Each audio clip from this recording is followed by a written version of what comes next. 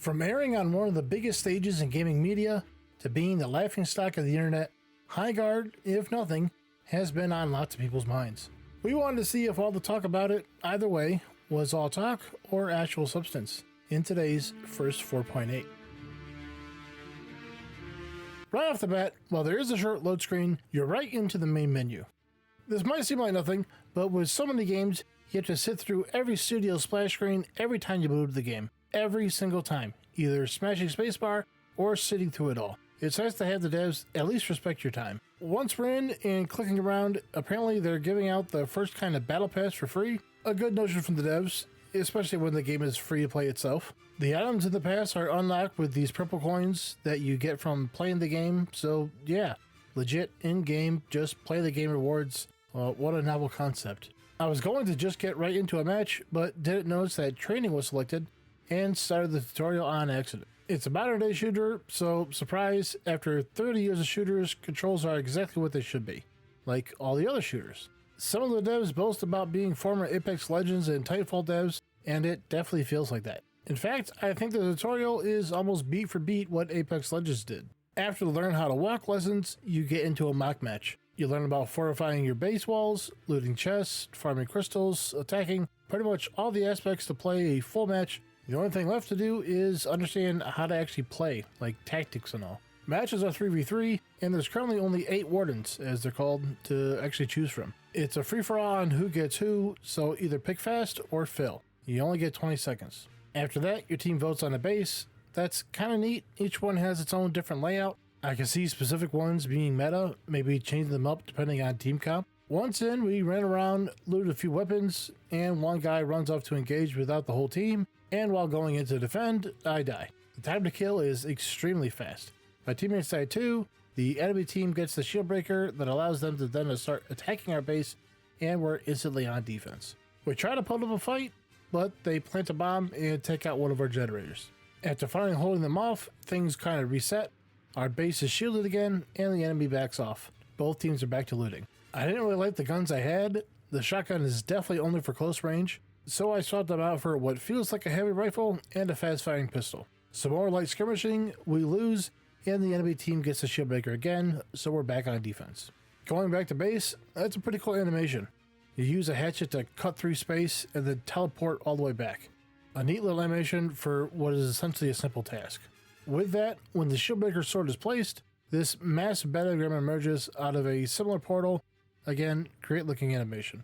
We get trounced. I use my ult, no idea what it does. Probably my own fault for not knowing. I grew a tree man that just kind of stood there. I don't know. The gunplay movement felt good. I'm definitely no Shroud, but I feel like I can still compete.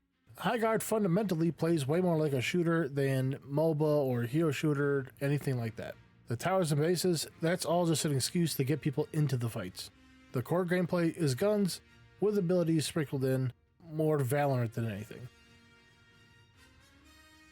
In our second game, we got to try Lava Boy, and it was totally different. Abilities actually made sense. A line of lava, or an AoE pool for his ult. Our team didn't communicate at all, but this didn't seem to matter, because their team wasn't either. We lost the first shield breaker, but I managed to take him down, but couldn't get to their base in time to plant it, and this initiated a sudden death. We won that by taking out all 3 of the enemies and planted it for us. The different bases really played a part here, as I still had no idea really where to attack. So I just started knocking down walls. You get a limited number of lives when attacking, and we ran out, sending us back again. We failed to do anything, so back to base, everything resets once more. Airdrops get called in, and I went for it. 2 enemies did too, but I managed to get them separated, took one out, distracted the other. During all this, my team was able to easily 2v1 the other guy, thus getting the shield breaker and planting it. This let me slip away, and we're back on the attack. Weapon tiers really feel like they matter. I'm not saying I didn't deserve to die here, but the other guy having a better gun was for sure the only reason I did. This time though, we were able to plant some bombs and take out the base. I did notice my teammate turned into Ice Snack, so that was neat. We moved right into our third match. I played as Atticus. That went terribly, just got steamrolled by the enemy, and that brings us to the end of the second hour.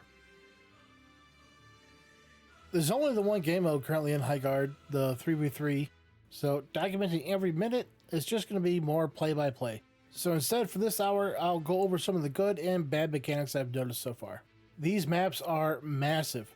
Going from base to base, or reaching the shield breaker or airdrops, it takes time. With the game having the Battle Royale style open world looting, that makes sense. Very limited loot in source locations. However, combine this with the very fast time to kill, it means your engagements can be 95% traveling just to die really fast once you actually arrive to it. Comparing these massive maps to the tight, compact bases, it feels kind of unnecessary. We did get into a few fights out in the open, but most fighting was done around these bases or leading up to them when the shieldbreaker was moving. The fact that there's the ability to teleport to either base, depending on what's going on, kind of shows you that things are a little bit too big.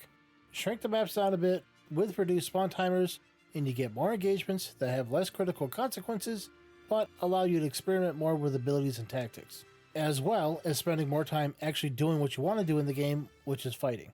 The crystal farming is actually an interesting mechanic. It seems out of place at first, but it allows you to buy guns and gear if you can't find better ones out in the open, or specific ones that you like. I actually wish other Battle Royale games did this.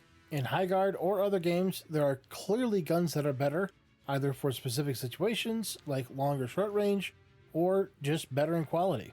I shouldn't be punished because of RNG, and the shop fixes that. If you can find a good gun, great. Or if you want to spend time farming and buy one, you're good either way. And the harvesting mini-click game is super satisfying. I've played dozens of games with resource farming, and this one does it a lot better than mindlessly just hitting stuff. It's very similar to Rust when you're mining stone, and way better than their dumb tree hit the red X minigame. Hour 4 was much like the last ones, except I tried to pick all the different wardens for each map. You can kind of split them up into two different categories, damage and passives.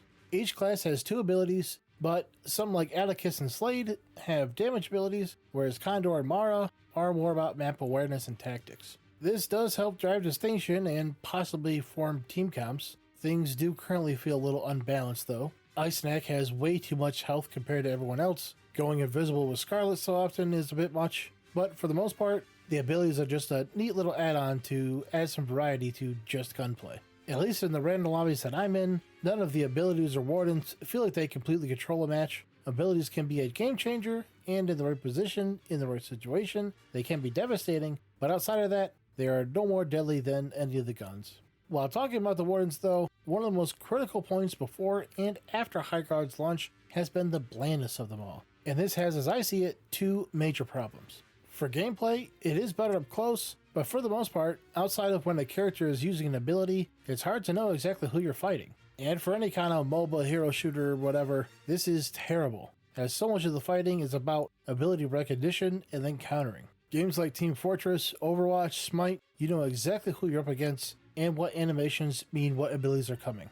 This lets instinct take over, and you can react faster. In Highguard, all of the characters are roughly the same size, wearing earth tone clothes, and move the same. So any distinction, unless you're right in the same room, goes away. As for aesthetics, it's just boring. The character models, for the most part, they're high quality as far as fidelity, but most of them are, they're bland. Nothing too egregious. We don't have a DAW. What makes this worse though, is when you look at some of the skins, there is real variety, and many of them actually look good. Redmane can be Conan the Barbarian or an orc.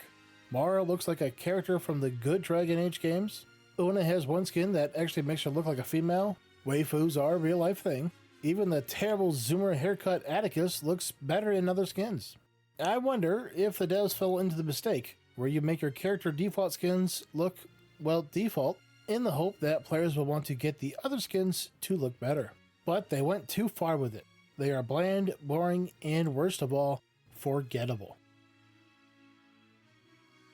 With our last bit of time, we got into some pretty good matches, focusing on gathering crystals. Some of the maps don't feel quite as big as they used to. Moving with the team, hunting the enemy. They are still too large, but having a plan of attack and not just wandering around does make them feel better. It's hard to say if I got any better at the gunplay, as again, this is modern day gunplay at its most dialed in. Recoil, ADS, swapping between your two primaries. I was never going to get good in this amount of time if the previous years didn't get me there already. What I did find though was the players who were better were effectively using their abilities and always had the same or better weapons.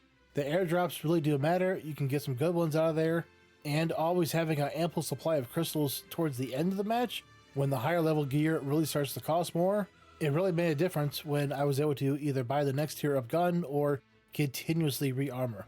We did end our last match with the guy DCing, kind of par for the course in this kind of game though. Finishing up my time with Highguard, I can say I mostly enjoyed it. For a quick 20-minute get out match, it's a fine game. There are definitely plenty of issues. One of them, however, was addressed even while making this video. They've already added a 5v5 mode, as was heavily requested. How this will change balancing, character selection, all that, we'll have to wait and see. But the fact that the devs are already listening to players and implementing changes, that's a pretty good sign. Does this game, though, deserve the backlash it got? I don't know. It's definitely not the worst game I've ever played, and probably not the worst one I'll play this year. It also isn't the best. At least I hope not. I think with the generic looking art style and characters, combined with the fake hype from Jeff Keighley in the Game Awards, Highguard was elevated to a spot it didn't deserve, and honestly couldn't handle. How will it keep up in the months or years to come? Probably fine. There are plenty of games that have a small but dedicated community. Will that be enough to fund the studio? I'm sure there'll be some layoffs, but they have a good core with the game. It runs well and all the mechanics work. Shooting, abilities, traveling. That's as good a start as any. For all of those future news, updates, patch notes, and more, check out the Gaming News and Updates Discord server, where we have not only Highguard, but hundreds of other games, developers, stores, mods, and more, posted all by bots so nothing is ever missed. That's all that I thought though. Have you played Highguard yet? The game is free. Go try it for yourself and let us know. If you made it all the way to the end, thank you and have a good one.